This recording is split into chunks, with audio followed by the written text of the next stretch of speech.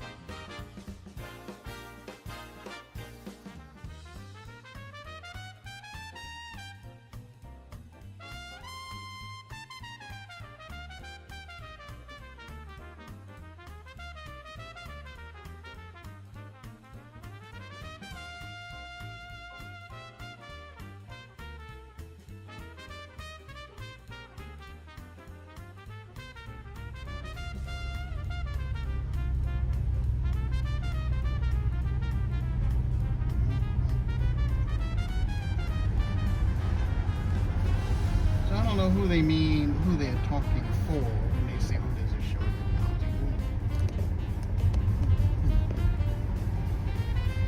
I just think that it's so easy to say.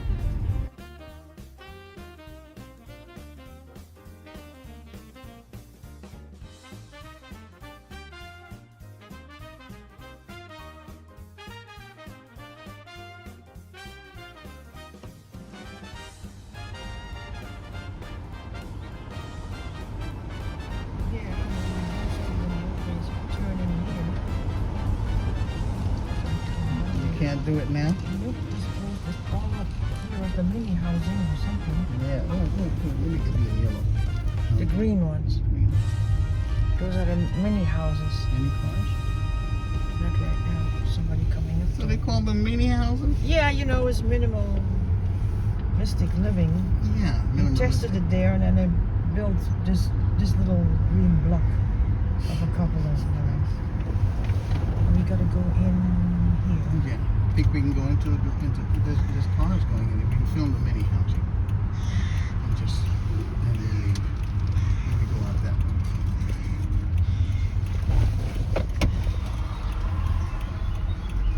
Let's see. Do you see that? Yeah, but I can't see it from here. See Okay, that? wait. There's no entrance there. What happened here? This is just terrible. I think this parking was always there, but where these little green houses are now standing, Yeah. there were the yellow box, or The that's green where I boxes. lived. This was number 13. No. They tore them all down. I thought I they were lived down here. there. You lived here. When I You're first right, came to you're Sweden, right, you're Ricky right. Boy had a Had a little apartment here. little student room. Yeah, that's one right. bedroom, little with an alcove as they But it called was it. on Scandinavia, wasn't Yeah, it? this is Schemnaswegen. I thought this was This was Schemnaswegen 13. This here address was Schemnaswegen 13. And they tore that down, and these are the mini houses.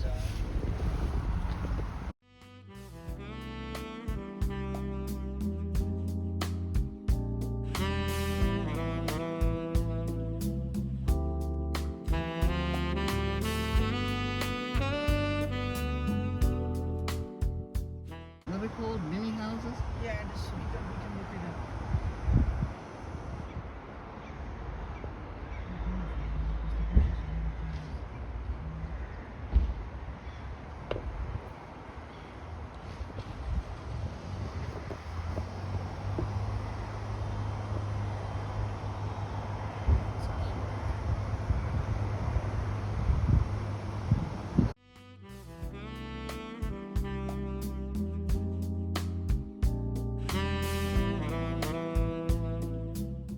Nothing here. Oh, no. There was Schemnaswegen nothing was there. the main street where the students, Yeah, where the student and were. you had all kinds of numbers here. Schemnaswegen was also where the apartments were. Because these are the oldest. That's right. Schemnaswegen That's right. apartments. All this here was all Yeah, red. Feeder All the Club. Fear Club. Yeah. That's right. All Fear Club. These are the old apartments on the right side. Right. They've just freshened them up a little bit. Did they change? Because I had an apartment in Schemnaswegen 7. So now it's 47 or whatever it is. Yeah, but the deeper you go in, the numbers change. Yeah. The numbering was always very funny. Yeah, always. Because those are the older sections of the house. Yeah.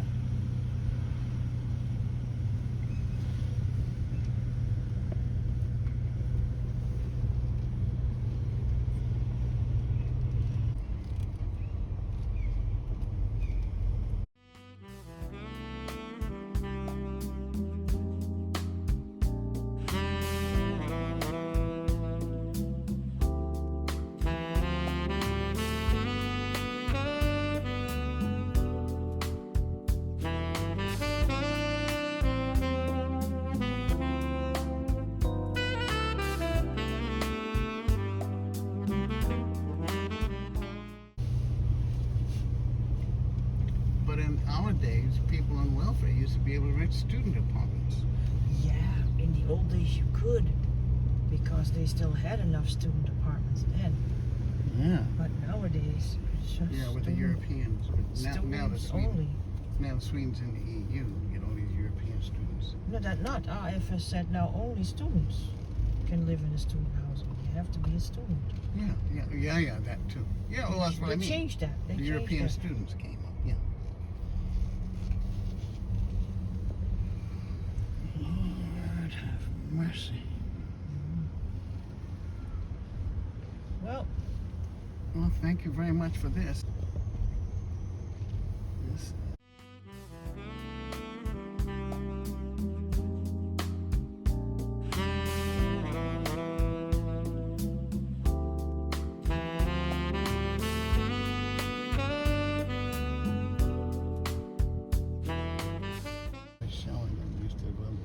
Change that too. We dug up that too.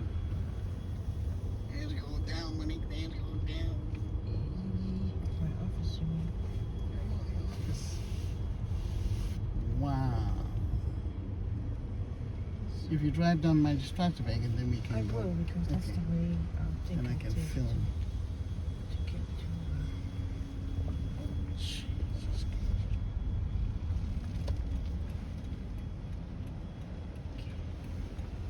I got it.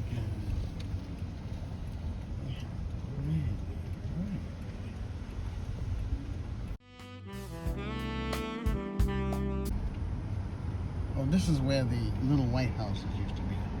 And these have been here. Yeah, these have been here 25 years easily. But all this to the left is all new. Yeah, That used to be a parking space, that's right. especially on the corner. Right.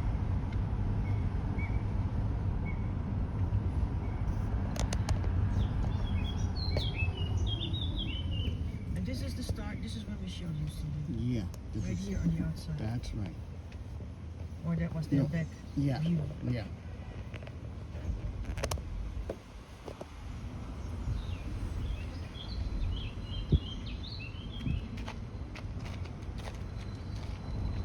This is the old farm area in Lund.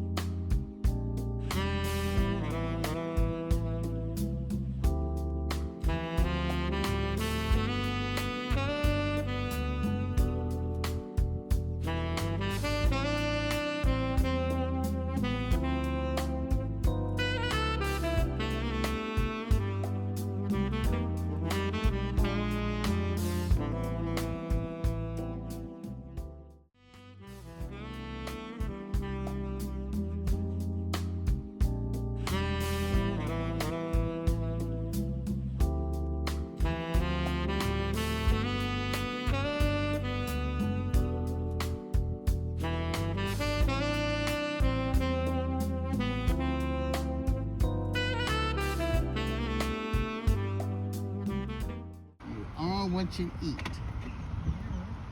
And if all you eat here is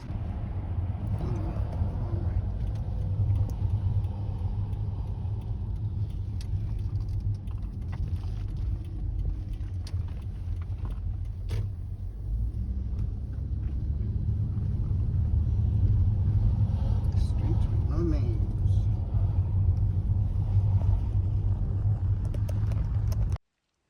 So coming here today is really funny.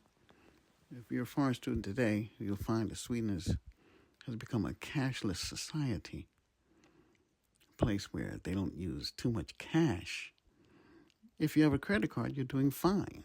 But in the old days, it was cash, cash, cash. But today, people use their credit cards for everything. It's cards. Cash doesn't go too far anymore. but that's something you'll get used to.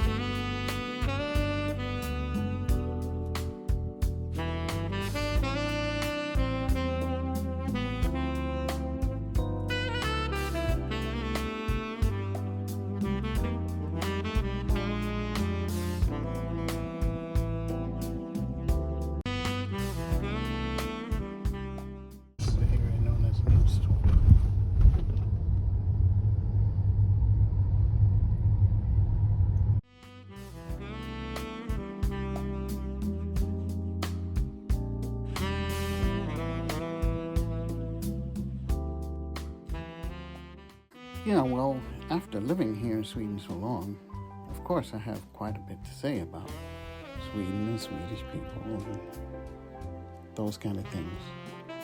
There are a lot of facts, myths, cross-communication, cross-cultural issues that we're going to talk about here in Sweden. One of the authors of a book that I liked very much and I read a lot of was Swedes as Others See Them by a journalist, a British journalist here living here named John Phillips Martinson. And she points out some very interesting things that we foreign students had to learn when I came here. One of us don't cut in on a Swede when he's talking or finishes his sentences for him, because this will only fluster him and you may never get to the root of the problem. We have to slow down our tempo, learn to relax and be patient. Swedes enjoy silence. They use it to motivate their next move, so you have to bear with them. And Swedes have a strong sense of privacy, which is why they rarely ask questions. They don't wish to intrude on your situation. It's very difficult to generalize about Swedish people. They're a strange mixture of formality and informality. 20 to 30 years ago here in Sweden, they addressed each other by titles and spoke in the third person. And maybe some of them, maybe a few older generation people still think that way. And lately, these past 20 years, they've adopted the informal du when talking to one another, in Swedish, of course. And in the old days, when addressing a foreigner, they take great pains not to offend and try to avoid any personal reference to you. It took me a long time here not to call my professors by their first names, but here in Sweden, in the schools here, people do. They call the professors by their first name.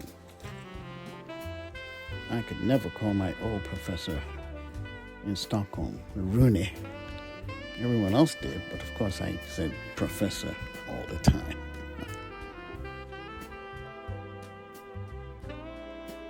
So, yeah, there's a lot of cross-cultural communication issues that we have to learn. Yeah.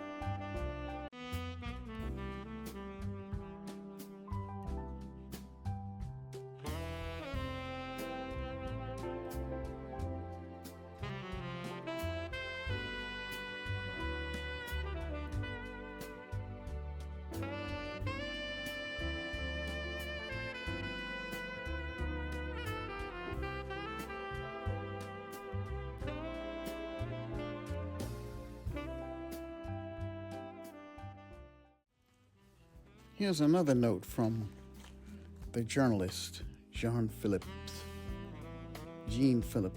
Martinsson from Swedes as Others See Them. She points out that space is very important in Sweden. Swedes, as many North Europeans and North Americans, like to keep their distance. If their personal bubble of space is infringed upon, they back away or stiffen. So adding yet one more notch to their reputation of being unfriendly and distant. I have seen a Swedish buyer being chased around his desk by an Italian, she writes. I haven't seen that, but people in Sweden, they do like to have their space. Well, I guess about an arm's length away is enough. So when you break that bubble, then they can become uncomfortable. But still, they're friendly people. Friendly people once you do get to know them.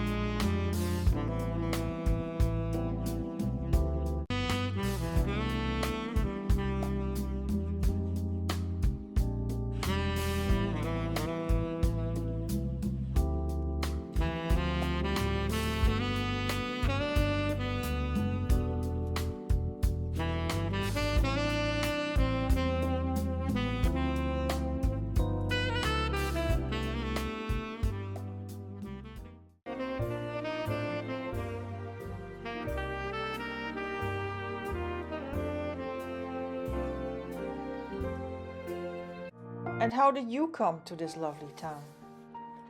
Oh, I was a tourist in 1968, and I was in Malmo, and I met this wonderful, very friendly African guy, and he invited me to visit him in Lund. I said, Lund, where is it? And he told me how to get there.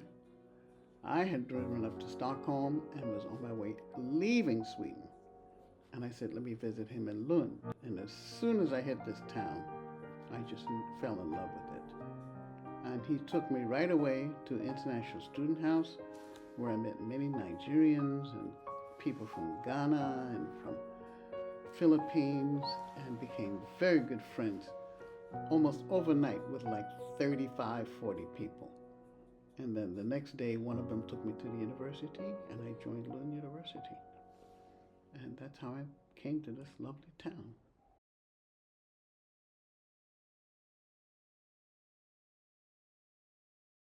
I remember the first Christmas that I spent here.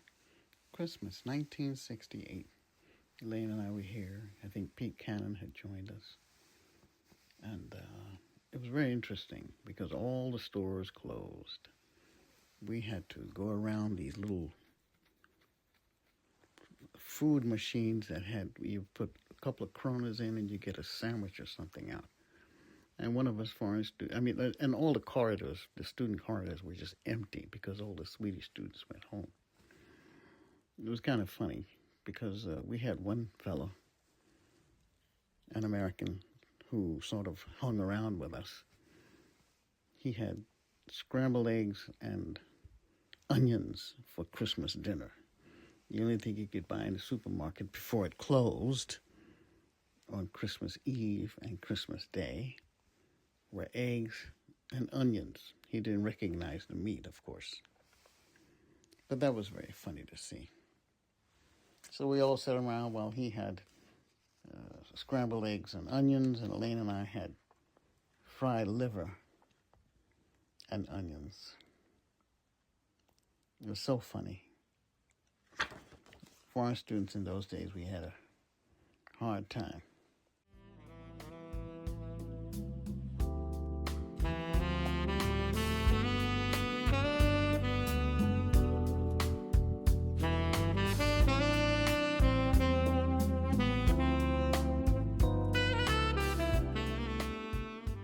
Looks like a nice apartment on the corner. Yeah, could be. I want to live here. Many foreign students who come to Sweden expect to make friends right away with their other students, with Swedish students. And sometimes it happens. Initially, first impressions are very important. But there are a lot of unwritten rules of social behavior in Sweden. And you have to learn how to make contacts and not necessarily sit about as you might do at home, where you have a common language. So it's kind of difficult at first, but you do make friends. I've lived in Sweden now for many years, I will say. And I've gotten over the culture shock of not really being able to make friends right away. But the few Swedish friends I have, I've had for a long, long time. And you can always count on them to come on time and be on their best behavior and don't involve in too much small talk. But nevertheless, you can have a good time with your Swedish friends.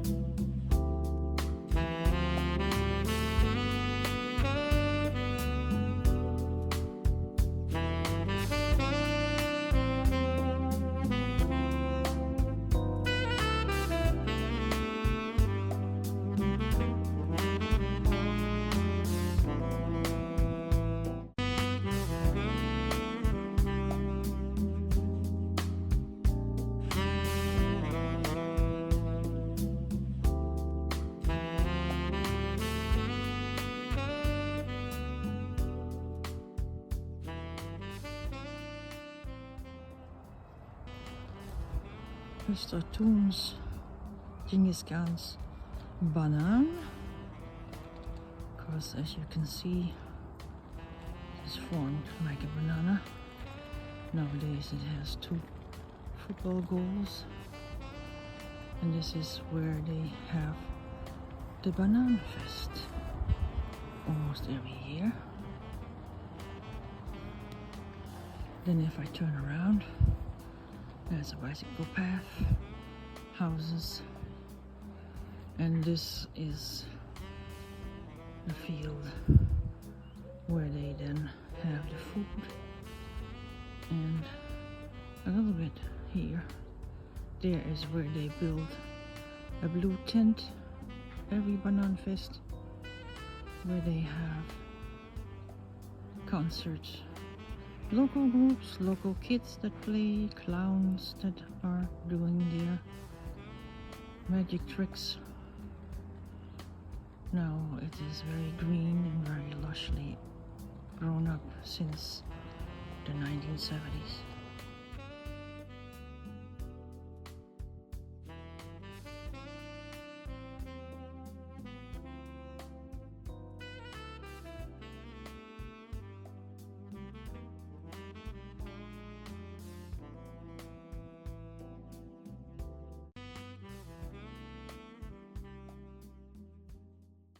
Thank you for staying with us on our road trip through Lund. Now we're going to go on a road trip through Malmo. Stay with us.